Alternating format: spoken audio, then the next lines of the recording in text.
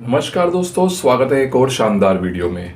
तो दोस्तों, अगर आप अपना कीमती सामान जैसे कि कुछ डॉक्यूमेंट्स हो गए या कुछ ज्वेलरीज, ऑर्नामेंट्स, ये सब अगर आप सुरक्षित रखना चाहते हैं तो दोस्तों बैंक लॉकर सबसे सेफ माना जाता है, क्योंकि बैंक लॉकर में आप अपना डॉक्यूमेंट से लेकर कीमती सामान सब रख सकते हैं। तो दोस्तों, आज के वीडियो में आपको बताऊंगा कि स्टेट बैंक में अगर आप लॉकर लेना चाहते हैं तो उसका पूरा प्रोसेस क्या है। तो दोस्तों चलिए शुरू करते हैं आज का वीडियो। तो दोस्तों अब जान लेते हैं कि आपको अगर एसबीआई में बैंक लॉकर चाहिए तो आपको क्या क्या चीज़ों की आवश्यकता होगी। तो दोस्तों सबसे पहले तो आपका एसबीआई बैंक में एक सेविंग अकाउंट होना बहुत ज़्यादा मैंडेटरी है, यानी कि आपका एक सेविंग अकाउंट होना चाहिए। अगर आपका अकाउंट नहीं है तो सबसे पहले आपको अपना अकाउंट उसमें खुलवाना पड़ेगा। अब दोस्तों आपने अकाउंट खुलवा लिया, उसके बाद आपका आधार कार्ड, पैन कार्ड, एक पासपोर्ट साइज़ की फ़ोटो और दोस्तों एक्टिव बैंक अकाउंट होना चाहिए। तो ये सारी चीज़ें आपके पास हो जाएंगी तो आपको लॉकर आसानी से मिल जाएगा। दोस्तों जान लेते हैं कि लॉकर आप कैसे अप्लाई कर सकते हैं। तो दोस्तों लॉकर के लिए आपको अपने एसबीआई के नियरेस्ट जो भी शाखा है जहां आपका अकाउंट है वहां आपको जाना होगा। और दोस्तों अगर आपका अकाउंट नहीं है तो सबसे पहले आप वहां पर जाकर अपना अकाउंट खुलवाएंगे। अब दोस्तों आपको चेक करना पड़ेगा कि लॉकर उपलब्ध है या नहीं है, क्योंकि दोस्तों कई बार वेटिंग भी होती है, तो वेटिंग में जो है टाइम लगता है उसमें। लेकिन अगर वेटिंग नहीं है तो बहुत अच्छी बात है, तो आपको लॉकर तुरंत मिल जाएगा। अब दोस्तों आपको एक फॉर्म फिल करना होगा और दोस्तों फॉर्म के साथ जो मैंने डॉक्यूमेंट बताए हैं वो डॉक्यूमेंट आपके लग जाएंगे और एक दोस्तों एग्रीमेंट साइन भी होगा। तो दोस्तों उसमें जो है बैंक आपकी एक एफडी भी रखेगा। जैसे कि मान लीजिए आपने कोई 15,000 की एफडी कराई है तो वो भी आपकी एज अ गारंटर रखनी पड़ेगी। तो दोस्तों ये सारी प्रक्रिया पूरी होने के बाद आपको लॉकर मिल जाएगा। अब दोस्तों जान लेते हैं कि लॉकर के जो चार्जेस होते हैं, यानी कि रेंट कितना होता है।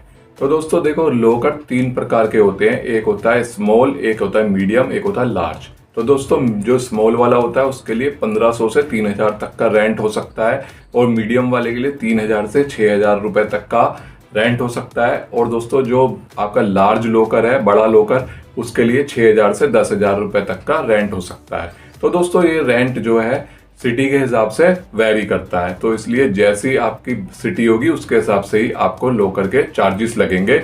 और दोस्तों बैंक आपको एक सिक्योरिटी डिपॉजिट भी ले सकता है, या तो आप उसमें अपनी एफडी दे सकते हैं या फिर रिफंडेबल जो सिक्योरिटी होती है जो आपको लॉकर छोड़ने पर वापस मिल जाए। दोस्तों जान लेते हैं कि लॉकर लेने के बाद कुछ रूल्स और सिक्योरिटी होती है, तो उसका भी हमें ध्यान रखना पड़ता है। तो दोस्तों एक तो ये होता है कि आप लॉकर में रेगुलर आपको लॉकर यूज़ करना पड़ेगा। लॉकर में कोई भी इलीगल आइटम नहीं रख सकते आप। और दोस्तों इसमें आप नॉमिनी भी ऐड कर सकते हो, जिसमें कि एक आप जो भी आपका रिलेशन में घर का बंदा है कोई, उसको आप उसमें नॉमिनी बना सकते हैं, तो वो भी लॉकर जो है लेन देन कर सकता है।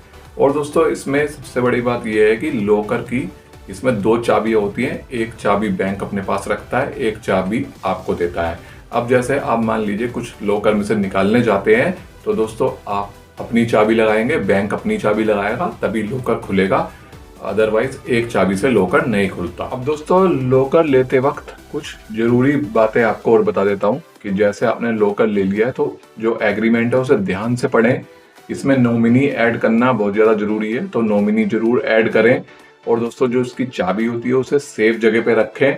और दोस्तों लॉकर का टाइम टाइम पे इस्तेमाल करें, क्योंकि अगर आप लॉकर यूज़ नहीं करेंगे तो फिर आपको पेनल्टी लग सकती है। और दोस्तों जो रेंट है वो टाइमली पे करें। तो दोस्तों आपको अब अच्छी तरह समझ में आ गया होगा कि आप एसबीआई में लॉकर कैसे ले सकते हैं। तो दोस्तों अगर ये वीडियो आपको अच्छा लगा है तो लाइक करें और ज़्यादा से ज़्यादा शेयर करें, जिससे कि सभी को इसके बारे में पता चल सके। तो दोस्तों ऐसे ही बैंकिंग और फाइनेंस टिप्स देखने के लिए मेरे चैनल को सब्सक्राइब जरूर करें। मिलते हैं अगले वीडियो में। Till then keep watching. Thank you and bye bye.